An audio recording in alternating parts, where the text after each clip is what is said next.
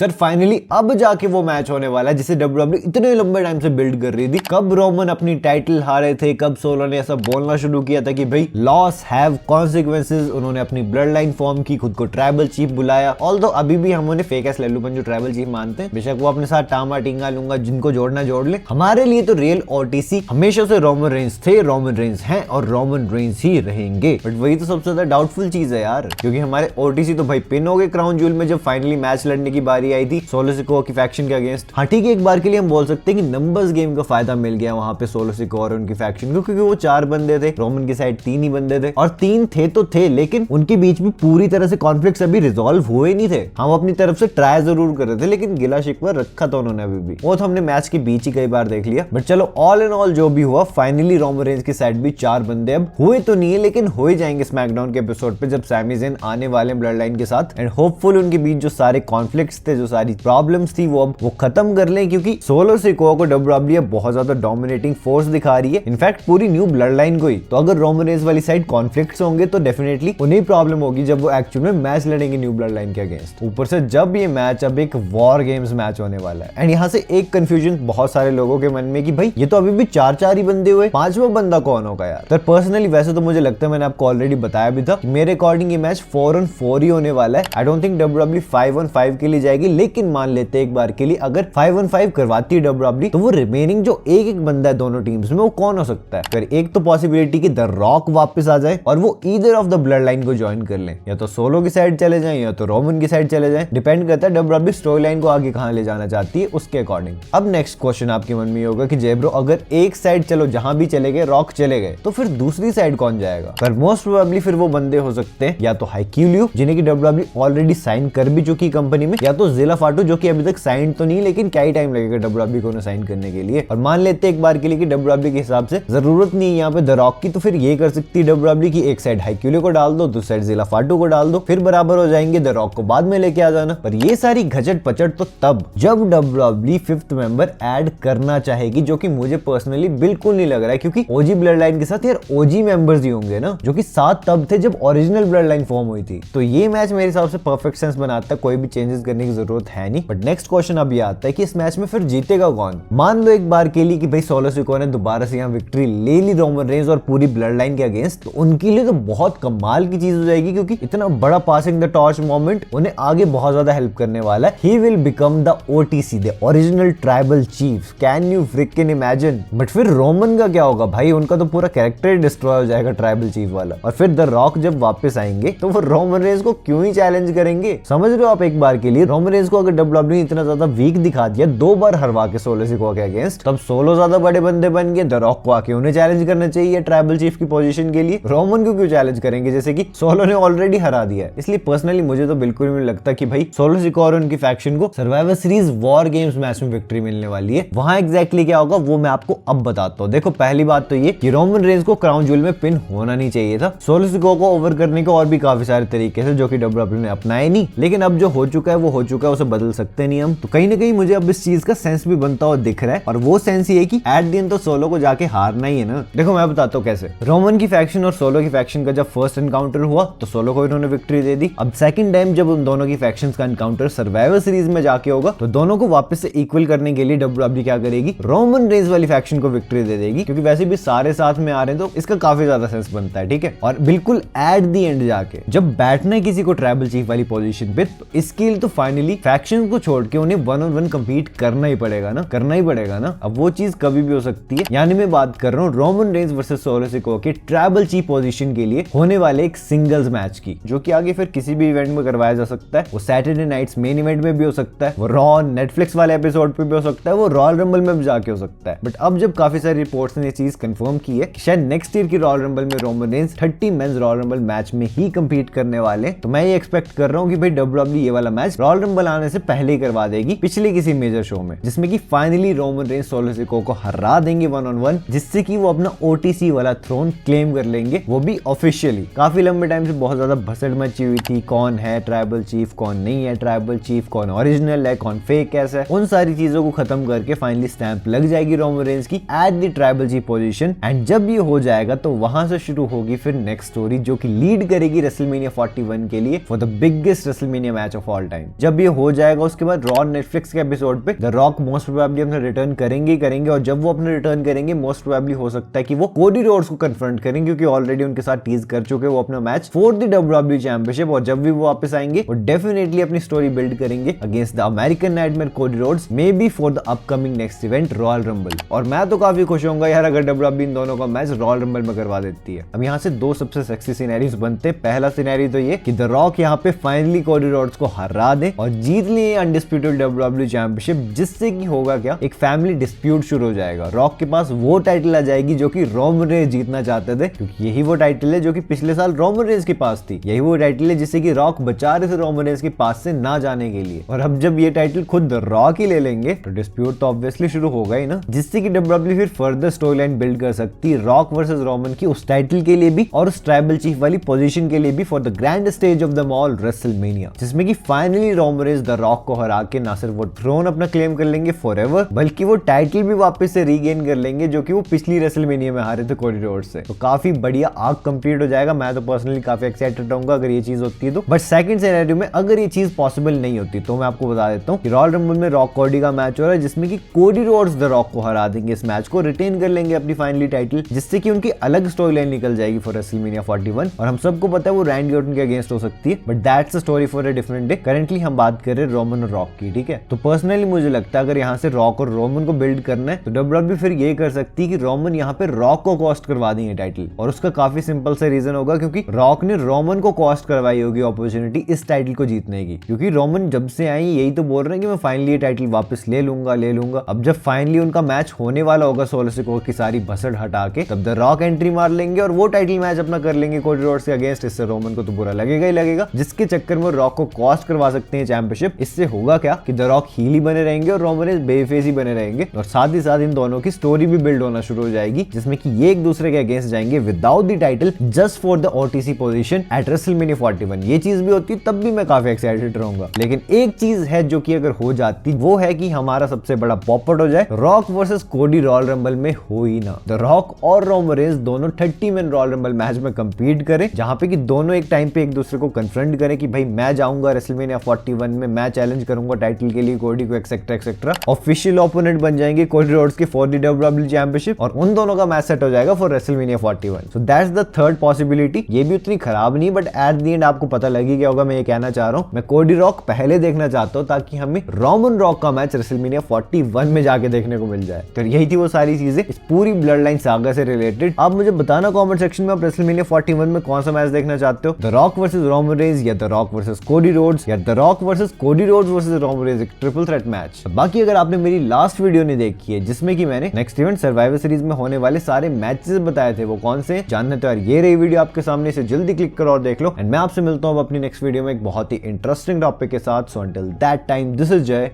Signing out.